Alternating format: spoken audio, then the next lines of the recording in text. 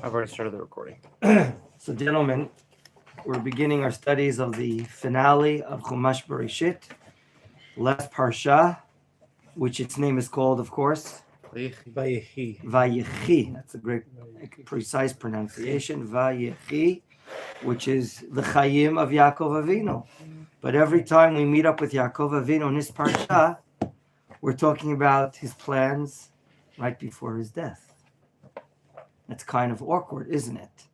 If here we're learning about his plan, he's about to die, where he's to be buried, and his actual burial, that's the entire Parsha, my gentlemen, except for the blessings to his sons, which are related to his passing away, that he provides a brachot for each and every of his son. So why is the Parsha called Vayechi? That's a question without even reading the rest of the first pasuk. But I want to open up with the atmosphere that's going on in Egypt. Okay. Hello? Yaakov Avinu, what's doing? Really? Is that what's happening? These last 17 years? I want to relate it to the students. Hold on one second. Let's all go to the last pasuk of the last parsha. Okay. You wanted to say, was it Russell or Renan said that the end of last parsha is connected to this parsha? Who said that? You said that? You said that, Thomas? The last pasuk of Vayigash opens up with the words that I'm reading.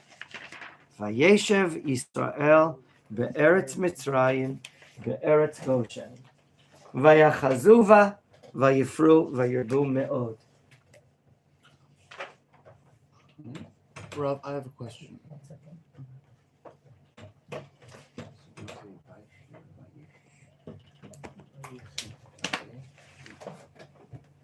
Do you or not remember Yaakov's concern and worry about going down to Mitzrayim? God forbid, assimilation might seep in, and the plan of God could be that, God forbid, we might be wiped out spiritually, mingling and assimilating, and the great nation of God will not come into formation. Remember what they said to Paro? Banu la'aretz lagur. Lagur from the word we explained to be a ger, to be a Nation. stranger, a ger, a stranger, not a goy, a stranger. How did they become a stranger? Do you remember Yosef's plans for the original first ghetto? Goshen, to be living separated, living aside. This will assure that we're not going to culturally be mingling with the neighbors, and it'll prevent assimilation. Do you see what I see at the end of last parsha? Vayeshev Yisrael, the verb Vayeshev, which literally means lihityashev, to settle the land. That's not to be a ger, lagur, to live meaning separately as a stranger. One of the great late Rishonim called the Kli Yakar, explains that the plan of Yosef and Yaakov is just going out the window. In the last 17 years, right, Yaakov dies, as we see at the beginning of our parsha, at the age of 147 years old. And it means he's living there 17 years, so he arrives at the age of 130 years old. During these 17 years at least, and now more, remember, we're going to be in Mitzrayim for a period of 210 years. Ridu, Reish, Dalet, Vav. We saw that in a numerical gematria about a month and a half ago. 210 years. My dear friends, assimilation has begun. Reading one pasuk of the last parsha. We're no longer living in the ghetto. Where are we living? Goshen. No, you didn't get what I wanted to say. We're no longer living in Goshen. We're no longer living in the ghetto. Vayeshev, we're settling the land there. And we're seizing onto the land. Vayifru, they're multiplying and growing in numbers. Me'od, not necessarily in Goshen, but everywhere. Uh-oh. Can you repeat the last murmur out of my mouth? Uh-oh. How does the Torah write, uh-oh? Here is the answer to your question. In the Chumash that we just showed, in this written Chumash we just showed, uh-oh is written here. There's no gap. 1 second, so there's no gap. It's all dark. There's no white parchment. You can't see it. Usually at the end of a parsha, you have the enter button. You see the end of the line is empty. It's free, right? Here it doesn't happen. It's a problem. Assimilation has begun. And that, I think, is hinted to what Rashi decides to bring at the beginning of our parsha. I want to read the first pasuk. Read the Rashi with me. And then I want to hear Mr. Wiederman's question. I admire your patience. Vayechi Yaakov be'eretz Mitzrayim, 17 shana. Vayiyem Yaakov shnei chayav. Shnei chayav means shanim shel. Shnei does not mean two here. Put your finger back on the place. Sheva shanim ve'arba'im u'mi'at shana. Vayechi Yaakov, I'm looking immediately down in Rashi because this is the idea that I want to finish first. Lama parshazu stuma. The word satum means closed up. That's the samech that you see sometimes, Ranan, at the end of a section. Satum. It's not patuach, open. It's just a small gap of some 7 or 9 letters. And he's hinting to what some of you have written as a footnote at the bottom of your chumash. I don't think in yours, is it all? You don't have that footnote, am I right? No, it's not. No, it's not here, but it's in Ariel's foot. He has a footnote that there's unusually, I'm adding the word unusually, a gap of 1 letter. Mm-hmm. Everything is closed up. Why? The way the Torah is written expresses the atmosphere and the aura in what's going on. Rashi says, Parshazu stuma, he brings it, Lefi shekevan sheniftar Yaakov Avinu. Since, follow the reading in Rashi, since Yaakov Avinu is passing away, Nistemu einehem velibam shel Yisrael mitzarat hashibut shetchilu leshaber otam. Rashi is not giving the answer that I'm giving in the name of the Kli Yakar. I'm explaining to you why is everything closed up? Because the plan of the ghetto is not being applied now. Hebrews are beginning to live everywhere across the country, and that's a problem. Rashi gives a different answer, apparently in the name of the Midrash, that when Yaakov Avinu passes away, as we're going to see later in the Parsha, then a lot of hope and a lot of the hearts of his children, grandchildren, maybe great-grandchildren already, are being broken because, why are their hearts being broken? Because to become servants has begun, as we're going to see in the beginning of the next book, the beginning of Shemot. So we started out with a plan that we're going to be living in Goshen, ensuring our cultural specialty, and now we're learning that plan is not working out. That could be the reason why Vayechi has no gap before the last parsha. Mr. Wiederman. So I understand that because of leap years and such, some weeks we have 2 parshot combined. You have like a double parsha. Is this parsha and the previous parsha an example of that? No. That will happen for the first time in the book of Shemot, the parshiyot, Trumat Tetzaveh, and then Vayakel Pekudei. Okay, thank you. Okay, let's go on. Again, we're going to have to answer the question. We opened up with the word Vayechi, Yaakov, but we're talking about his passing away. I'll just give you a simple answer. His last 17 years have been good years. Why do we understand from a family point of view why they're good years? They're all together. They're all together, right? There's unity. The family's together. He had very difficult years, 22 years of mourning. And the number 17 corresponds to something else. How long Yosef was away? Yosef, no. Where did we see 17 years in our last learnings? How long he was? He was looking for the brothers. He was 17 and so. Yosef lived with his father For 17 his first 17 years. right? Who's the Radak, Rabbeinu David ben Kimchi from France, one of the great Rishonim, says this is like a midah keneged midah, an attribute for an attribute. And that is, Yosef was in the bosom of his father 17 years, so too Yaakov is now in the bosom together with Yosef 17 years. Okay? Why were the years good, like you explained? His years are good because in Eretz Yisrael he had a very difficult life. I want to share something I heard from my dear father-in-law, Rabbi Horowitz, at our table on Shabbat. I told you my in-laws were here for Shabbat by us. No one brought to the point, I must change this chair, it's pretty uncomfortable. Who remembers the short dialogue? Thank you. The short dialogue between Paro and Yosef. Oh, how do you do? I'm sorry, Paro and Yaakov. How do you do? Is that what he asked him? How do you do? Yeah. He asked him a different question. How about your years? How old are you? Give me a break. When you go meet up a president or a king, is that what the king wants to know? How old are you? I never noticed in all my learnings of my short life so far that this is a weird thing, and now I understand it's weird. My father brought it to my attention. It's really weird. Is that what you ask someone? How old are you? And that was the end of the conversation. After he answered, is I'm short life, and it's a very terrible life I have. It's weird, isn't it? Huh? Oh yes. Is that what the king asks someone to come? How old are you? No.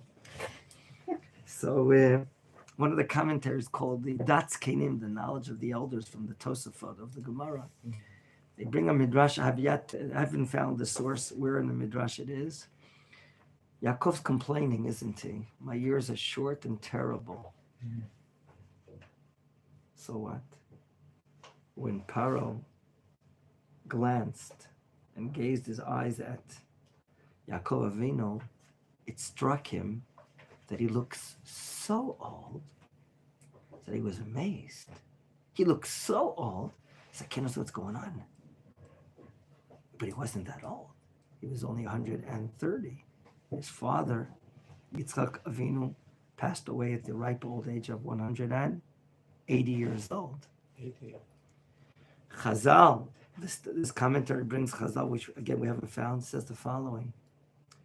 You know, even if you had a hard life, you have to thank Hashem for everything and be happy with everything that God gives you and not be critical of what God is not giving us. And don't allow your difficult life to have such a physiological impact on your body, on your face, that it struck Paro when he saw him for the first time, that he asked him, how old are you, man? From here we learn that we have to accept everything from Hashem for the good and even be happy with it and not be critical. And for Yaakov's reply, my years are short and terrible life that I have, for that he lost out and he died 33 years younger than his father, Yitzchak Avinu. He brings a proof by the counting of words, but I'm not going to get into it. I just wanted to that's what it says right now at the beginning of your parsha. I want you to see it inside your Chumash, Mr. Hirsch. My dear friends, that's an amazing thing that I heard it for the first time in my life this Shabbos. That how much we have to accept everything from Hashem, even for not just for the good, but don't relax. Relax. Take a deep breath and understand this is good and you have to be happy with it. My dear friends, in spite of the economic prosperity of the Hebrews, living everywhere and anywhere in Mitzrayim, we can understand that this phenomena is bothering Yaakov Avinu. Do you remember that all he wanted to do is just go down and see his son? But what was his plans? To come back and live in Eretz Canaan. He doesn't want to leave until he gets not just a green light, but a command to be living there. And now with his worries, he sees what the people, his grandchildren and others are living all over the place. We open up the Parsha and he senses He's about to die. Let's read. Pasuk Kaftet 29. Vayikrevu Yemei Yisrael amot. This is a higher plan. Yisrael is mentioned. Vayikra livno Yosef. He calls to his son. Which son? The particular son. We're going to ask ourselves, why not the other sons? To Yosef, Vayomer lo. And he says to him, and notice now the word na, which means, in Hebrew, Bevakasha. Notice how many times it's stated. Imna matzati chen ve'enecha. Simna yadecha tachat yorechi. Vasita imadi chesed ve'met. Alna tikbereni b'mitzrayim. How many times is the word not used? 3. 3 times. The simple meaning you read, gentlemen, if I found favor in your eyes, I want you to take an oath by holding on to an object of the Brit Milah. That's one of the ways where the Christian world took it by putting your hand in the court on the Bible. Do you swear as for the Taylor, right? They learned it from our taking a object of a mitzvah. In this case, we had no Bible. We have a Brit Milah. So we put his hands in the area of his loins, the upper thighs there, and make an oath. What? I want you to do what type of chesed for me? Did you notice in the pasuk what type of chesed Yaakov is asking from his son? He wants to be buried. What type of chesed? Emet. We're going to ask ourselves, isn't every chesed emet? And then he tells him what not to do. And we just read that pasuk. What not to do? Don't what? Bury me here in Mitzrayim. Where? Why not? Let's go on. That's another question we just raised. Instead, pasuk lamed v'shachafti im avotai. I want to lie with my father, my grandfather. Unsatani mitzrayim, carry me from Mitzrayim. Ukvartani b'kvurotam, bury me where they are buried, in their burial place, which we all know is the holy city of Hebron. Vayomar, the immediate reply, pleasantly, by Yosef, Anochi, Sechid Varacha, no doubts. Vayomer, furthermore, he does, upon reply, his request, Hishavali, it's not enough. I want you not just to say you're going to do it, I want you to take a shavua. Now, we all know,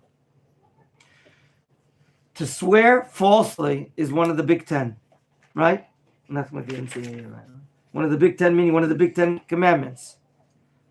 But to swear in God's name, we're assuming, properly is permitted.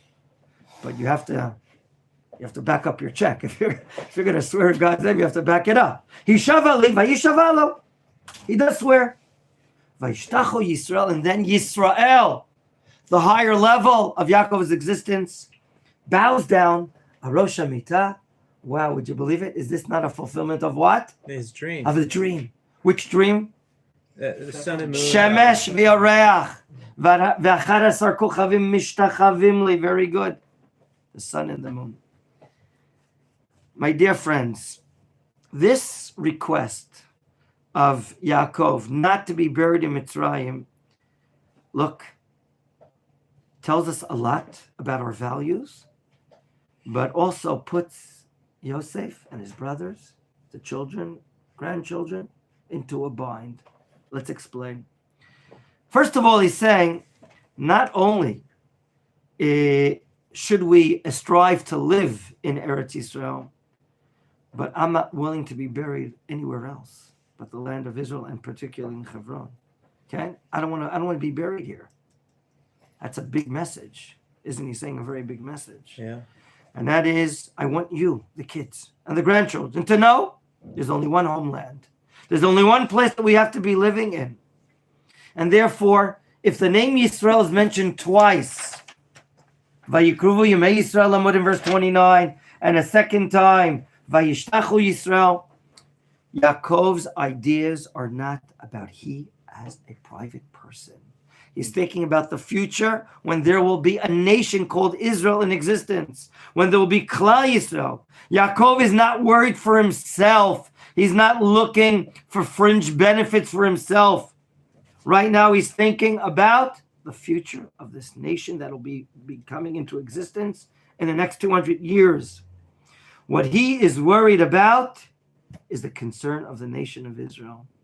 if in the 17 years that he's living there, his grandchildren, maybe now great-grandchildren, have successfully relocated from Goshen to the rest of the country, and apparently they're doing well. There's economic prosperity, and that we see in the words of the last parsha, Vayechi, achiza. They're seizing on. They're doing well. They're grounded.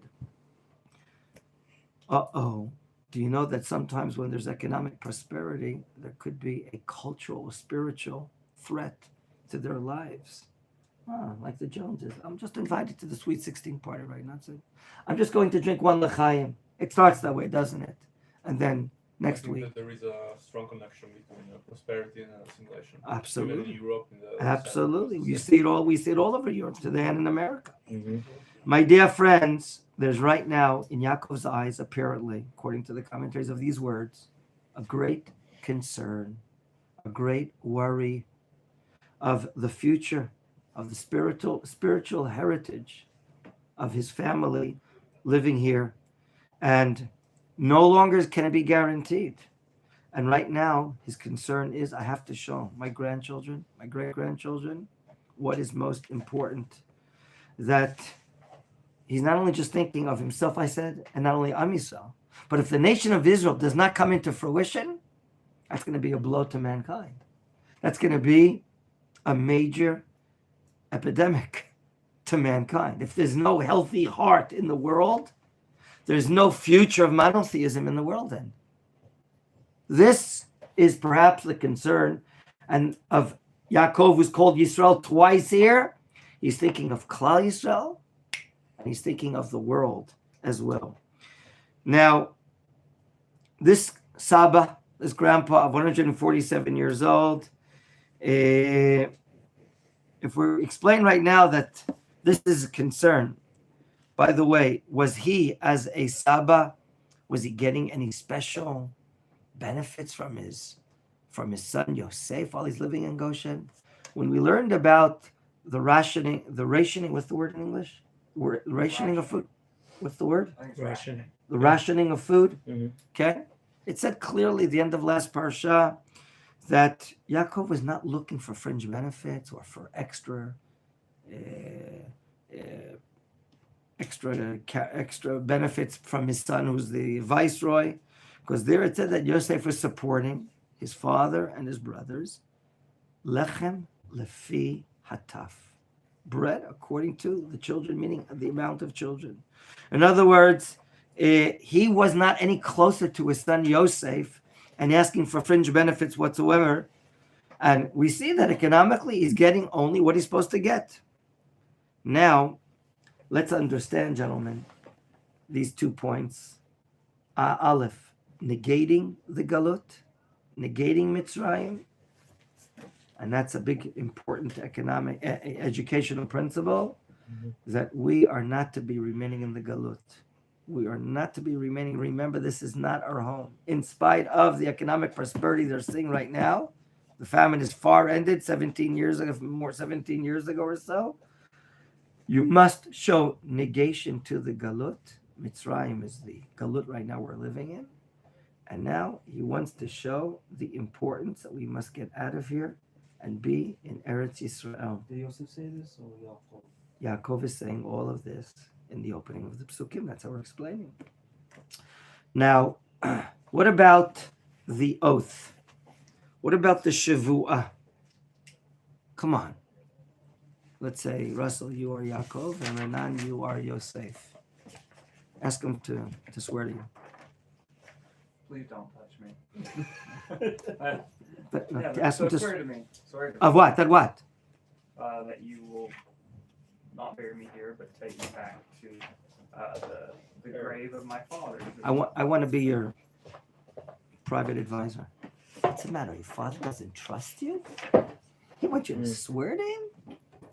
Come on, ask him. What, you don't trust me? Come on. Gentlemen, did you expect that Yaakov demand from his son Yosef that he give him an oath in God's name that he's going to do it? And first of all, does Yaakov turn to the rest of the brothers? No, Why not? because the boss was Yosef. Because what? The boss was Very Yosef. good. Amos says correctly. Yosef is the only one in the position that can make a decision like this. And you realize the main headlines of the Cairo and Alexandria Post Journal Daily, Yaakov, the gall of him to ask to be buried abroad. It's an insult to Egyptian society. There is a whole system of very. Shushu. Have you heard of that Hebrew idiom? Shushu. This is bishushu. Shushu's quiet under the table. He only asked Yosef. The word shouldn't get out. Because if the word gets out, you can probably start understanding the discontent of the Egyptian society. We supported these people. They had food by us. They got shelter by us. And you're showing you're not loyal to Egyptian society? I mean, who would ask to be buried in another city even? Certainly have to be buried in another country. Everything has to be quiet. Now regarding the swearing. The Midrash says, by the way, later on in the Parsha, maybe I want you to open it up right now. We see later on that when Yosef turns, can anyone find it? When Yosef does turn after the passing away to Melech Mitzrayim, and he gets a green light to bury him, where do you see the reply of Paro? I found it. Chapter 50, Perek Nun, Pasuk Vav. Pasuk Hey and Vav. After the long, after putting all the spices and what is it called in English to bring to his body, to preserve his body after his passing away? What is it called? Embalming? Yeah, embalming. Embalming his body. Everyone's crying for a lengthy period of time. Then Yosef says the following. Pasuk 5. You with me?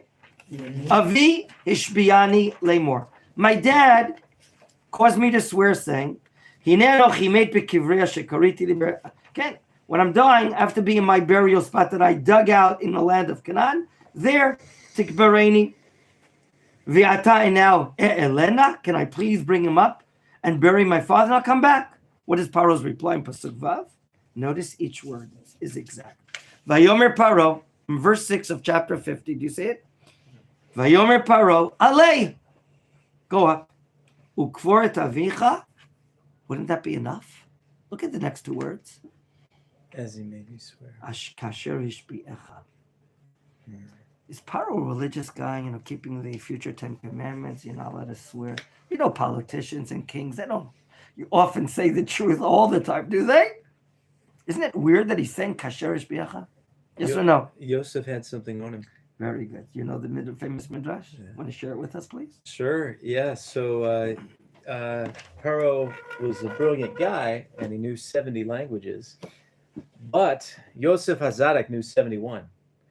And it can't be that someone knows more than Paro. Than King Paro. And if the people found out, Paro would get the boot, and Yosef would become king. And so Paro wanted Yosef to stay mum and made him swear to stay mum. And so that's what happened. And so that was the leverage that Yosef had. Now let's just complete Reuven's beautiful words of understanding the famous midrash. If Paro says to Yaakov, no, I don't let you. I can't let you. I'm sorry. It's the prestige of us that Yaakov be buried here in Mitzrayim. And he says, I'm sorry, Paro, but you made me swear. He made me swear. So don't keep the oath. So what? So you don't have to tell the truth on him. Excuse-moi. If I don't keep this oath, then I'm not going to keep the oath between you and me, Paro. I'll go public. I'm calling already ABC News and Fox News, whatever you want to call it, the BBC, whoever is here. Do you understand? Yeah. Go up and bury your father. Last two words. Ka'asher hishbi'echa. Like he caused you to swear. This is the intelligence, the wisdom of Yaakov Avinu. He knows what he's doing. and he purposely, it's not that, okay, when we were playing between Renan and Russell, and Renan asked Russell, what do you, come on, you don't trust me? Russell didn't have an answer. It's true. He trusts him.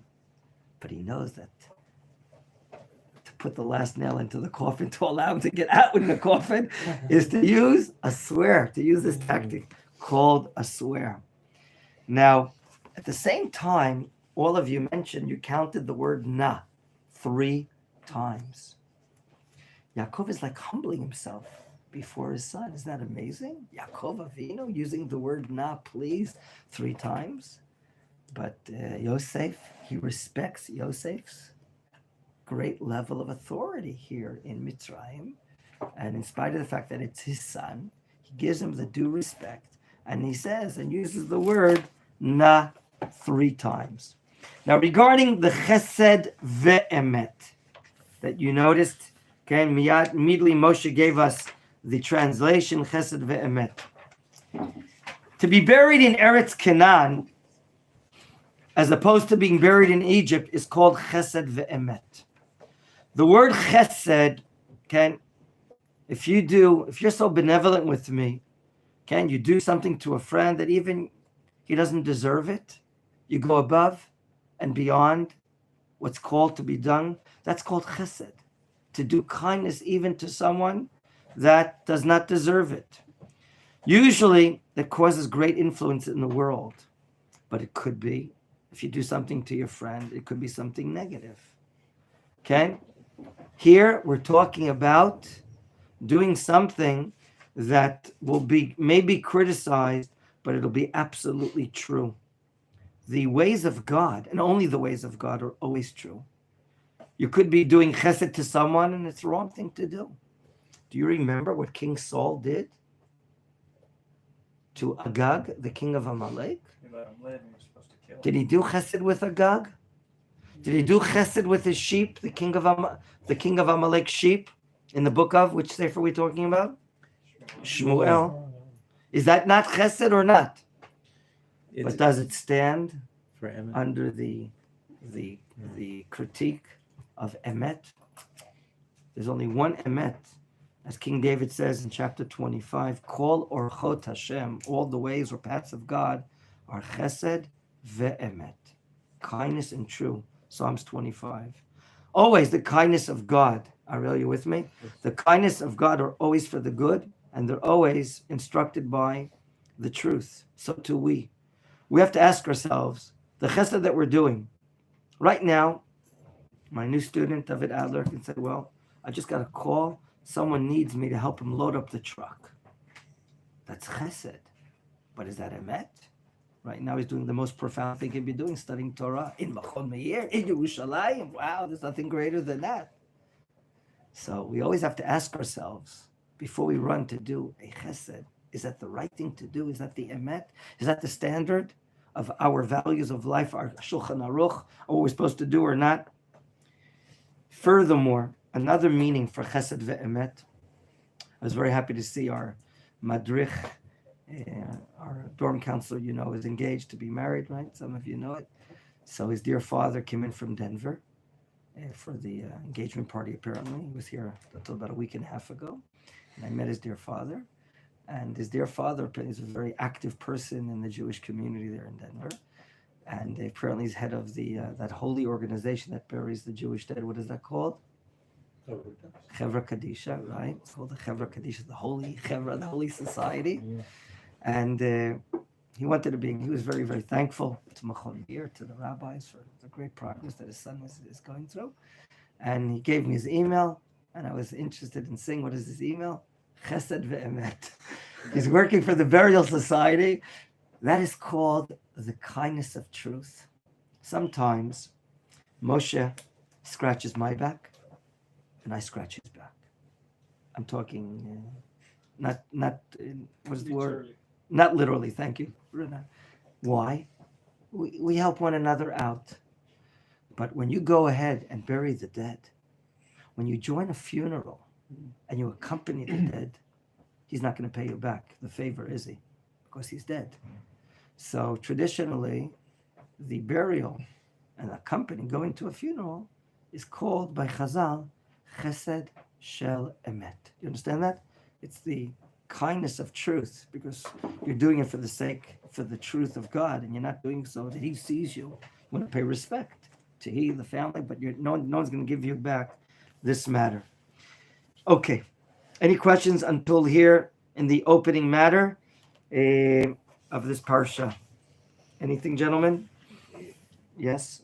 Would the moment of the swearing and Yosef, responding affirmatively, And it's all quiet. Remember, it's only between Yaakov and Yosef. It's not out. It's not reported. It's not transmitted.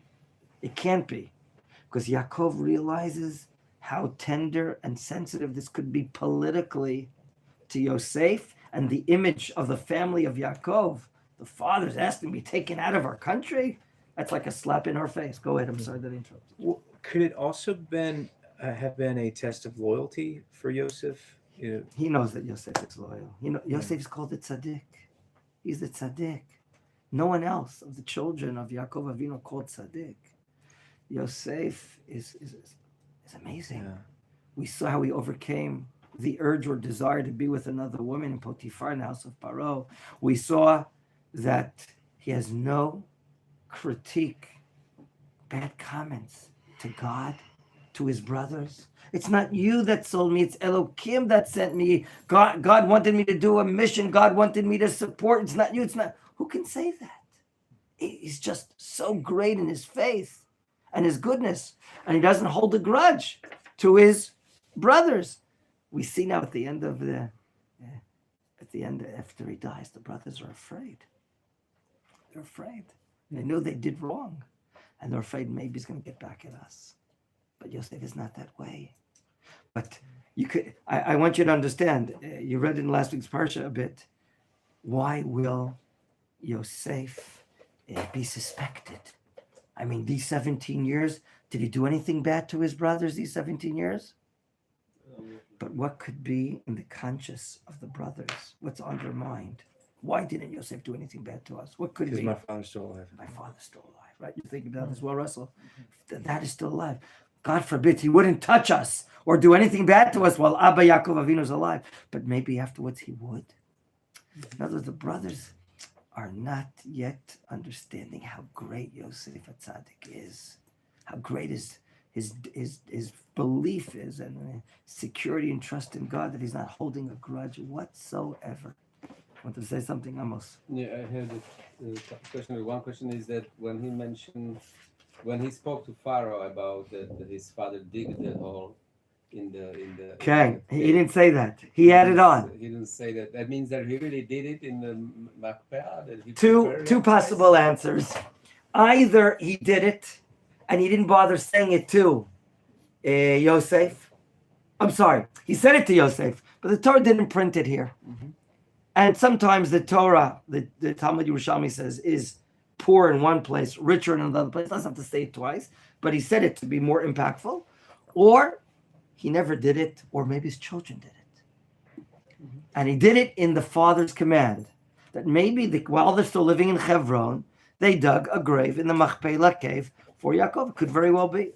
My question is, with that connected, is like, for me, it's a much bigger reason to be buried with my fathers than I dig my hole. I mean, but for Paro, it has a bigger reason. Wow, he troubled himself to what? To dig up a grave. Yeah. Oy vavoy. Okay. I don't know if he has a Jewish heart to say oy vavoy, but I think that's a very good statement that you're saying right now. Very good. Anyone else wanted to say something? Yes, Renan. I read yesterday, like the one other reason for him to be buried in Israel is like to don't be a place of pilgrimage in Eretz Mitzrayim. So like Yaakov Avinu, he knew already that how will be the future. So he don't want to make Mitzrayim a point, because there is the mitzvah to don't come back to Mitzrayim.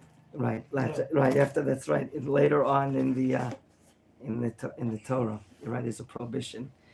I wanna, because you're mentioning these points, Chazal or sages,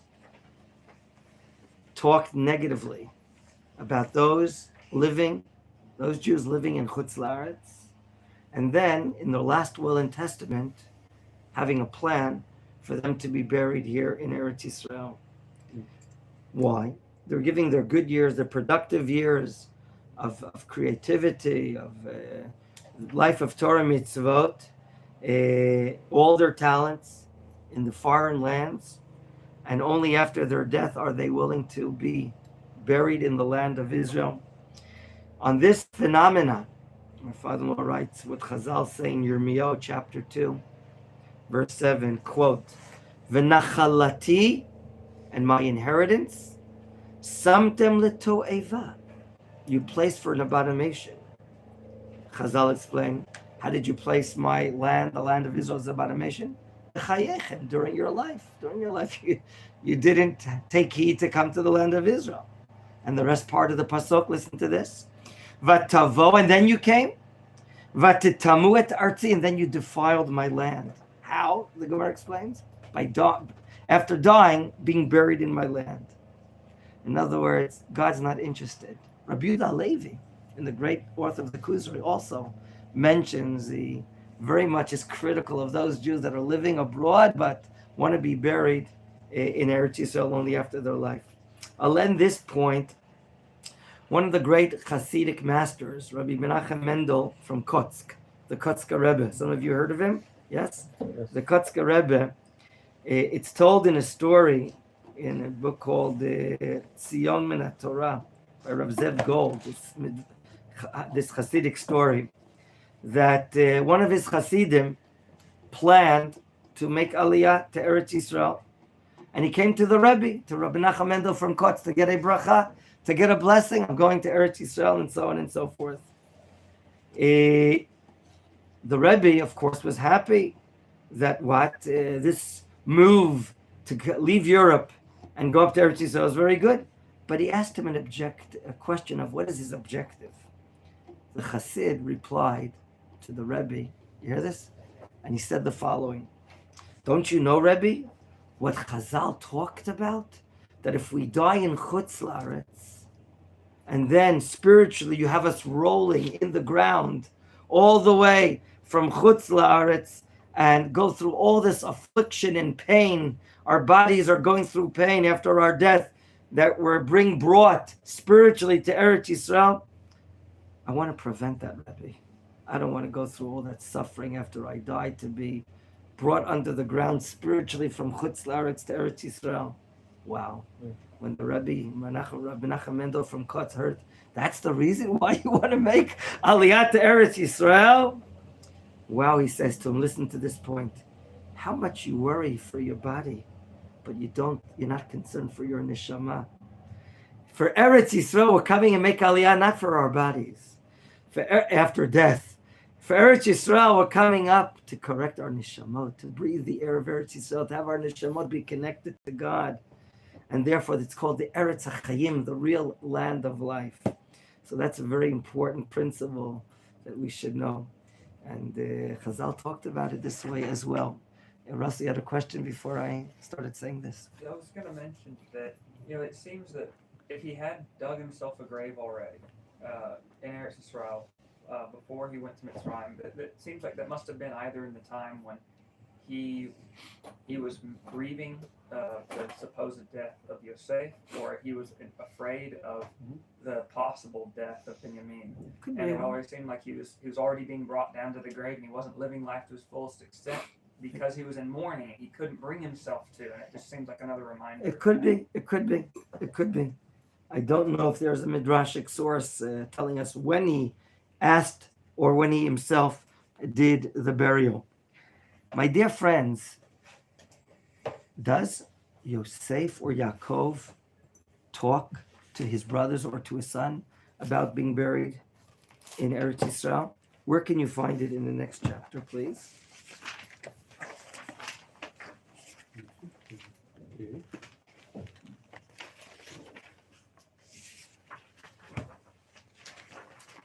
Where does he command his sons? Where do we see that Yaakov does not just rely on the oath to Yosef having buried in Eretz Yisrael, But look up Perek Mem Tet, where he's talking in verse 29. Look at this.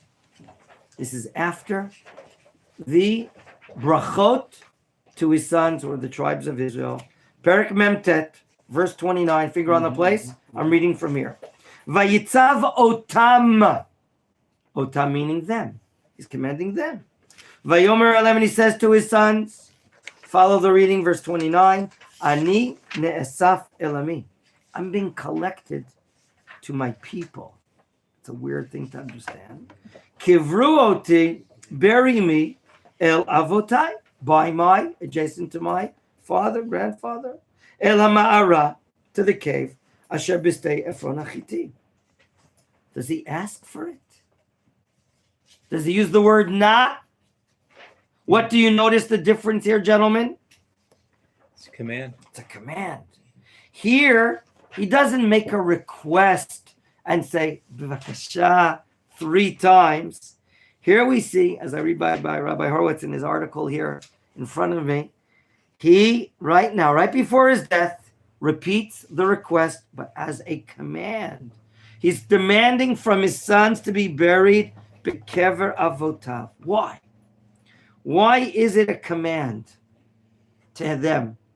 What could happen tomorrow after he dies and Yosef does go to Paro and asks for a green to get a visa, exit out of the country in order to come back? Could Paro say, I don't care. You're going to say that what? You're not going to respect the other? I'll say you're lying. I mean, are there ways that Paro can get around this? Is there a way that Paro, as a politician, a king, could prevent the exit of Yaakov as a dead person to be buried? Of course there's a way. If Yosef is not successful to fulfill the oath, Yaakov takes this into account, and therefore it joins the other brothers in this commandment, or thinks he has to awaken them to this need, just like Yosef. What I want you to know about this, I want you, my sons, to know about the preference, the great value of being buried by my ancestors, by your grandfather and great-grandfather in the land of Canaan. I must have this idea penetrate your awareness, your consciousness. What is the great level of life and death in the land of Israel? And therefore, he speaks to them as well. Have them know about this. It may be just a secretive matter that Yosef goes in front of Paro. No one knows about it. He says, I don't give a hoot. I'm not going to allow you to do so. So here, though, what does Yaakov not tell the brothers that he did tell Yosef? Do you notice the difference? Nachon, it's a command without a shavua. But what does he not say that he did say to Yosef? Swearing. In addition to not swearing and commanding them, what else is different? What does he not reveal? The place of burial? His father's burial. No. He does not reveal something negative.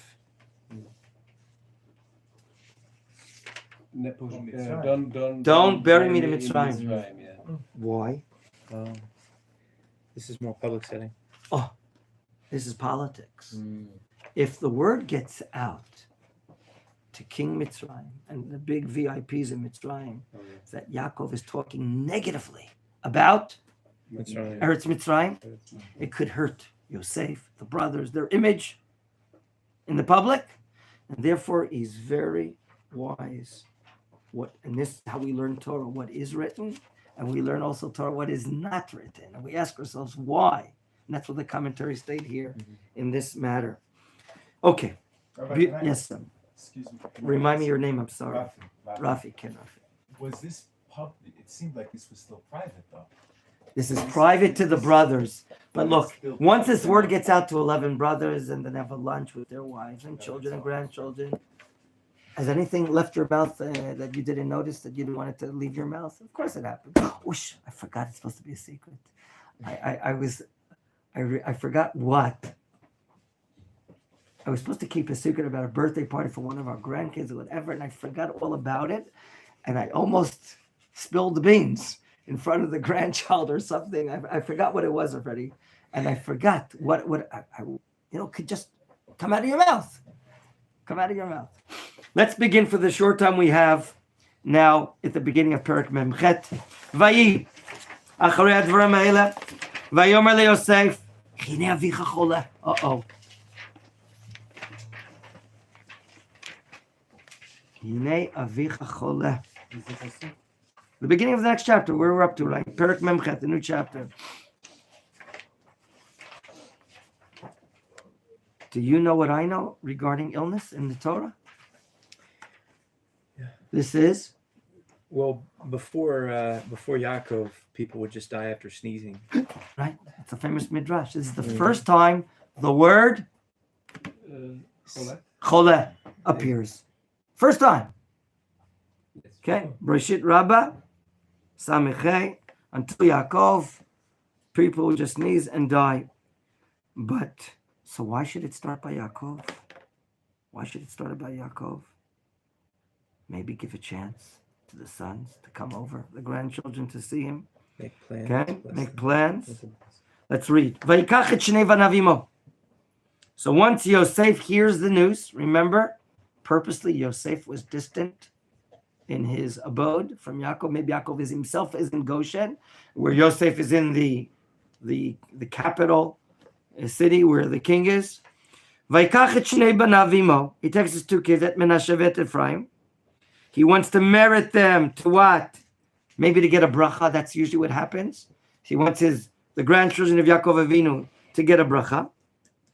Vayaged Yaakov, and they tell Yaakov who's coming. Vayomer, behold, surprise! Someone of great heights. Hinei bincha Yosef ba'ilecha. Wow, how does it relate? Even though he's dying, Vayitchazek Yisrael. He wants to show chozek. Show honor to the kingdom, Yisrael, the greatness of Yisrael. Even though that he's my son, Rashi says, he's like a melech. And if he's like a melech, I want to give him the honor. Okay, so from here we learn to give kavod lemalchut. Okay, tell me, Amos, did you hold a cup yesterday before you ate your meal? Oh, yeah. What's the name of that cup that you have? How is it called in the language of the Torah? What was Cup of covenant. no the cup? What cup was put into Binyamin's pouch? What is it called in Hebrew? With a letter it's made out of silver. No. You know, it's right in English and Latin. It's a goblet, and it's a gimel in Hebrew. Gavia. Gavia. Would you show us? Demonstrate. How did you hold on to your gavia when you made the kiddush? Like this. You held it on top. We held it on the bottom. On the bottom. Yeah. How do you all know they're supposed to hold it on the bottom? So my dad did. That's what my dad did. I'm happy that they do it. Yep. So where do we learn this from? We learn this from Paro, that the cup of the Gavia was in his palm of his hand. Kaf hayad, kaf. So we're copying Pharaoh? So the Gemara brings, that's the proper way to hold a goblet, to give it honor. Not by people holding it on top like this, but rather on the bottom. It's brought in the Shulchan Aruch from a Gemara Masechet Ketubot, if I'm not mistaken. Okay, what does we learn from Am Yisrael? We learn from Yisrael of Yaakov Avinu to give honor to the kingdom. So did Moshe Rabbeinu give honor to the kingdom when Moshe honored Paro? Rashi brings. He's sitting, lying on his bed. Vayomer Yaakov Yosef, and he now brings a prophecy. Follow the reading, Pasuk Gimel, verse 3. El Shaddai Nirai Lai Biluz Beretz Canaan. The Almighty, El, look at me, She, which the prefix means that, die. No. One of the nicknames of God is El Shaddai. He is the one that created the limits, the borders of the world. He said, enough until there, here and there. Our world is limited. And therefore it's called El Shaddai. The God that said to the world, die. The limits. Very good. Die. El Shaddai Nirai Lai Biluz. Who remembers One of the places of revelation called Luz, next to the biblical town called Beitel? Beitel. Be'eretz Canaan. Vayivarach oti, and he blessed me. Vayomer elai, and he said to me, Hineni mafracha v'rbiticha. I'm going to multiply and make you greater, meaning in numbers. Unitaticha likalamim. I'll make you into a congregation of nations, meaning each and every son will be a great tribe. Venatati ta'aretz azot, the blessing of the land. Lezaracha charecha achuzat olam. Okay? Eretz Yisrael will be for you a possession forever. This prophecy Yaakov shares with his son Yosef prior to his death. I want you for tomorrow, please, read the next excerpt, Pasuk Hey, Vav, Zayin, and Chet. I want you for tomorrow to tell me, is the rest of this communique part of the prophecy? Here we're talking about something very significant, and that is the making of the two sons of Yosef. to become Shvatim, tribes of Israel. Mm-hmm. Is that or not part of Hashem's prophecy? For this and more That's my question. in tomorrow's Shiur. Shalom, gentlemen.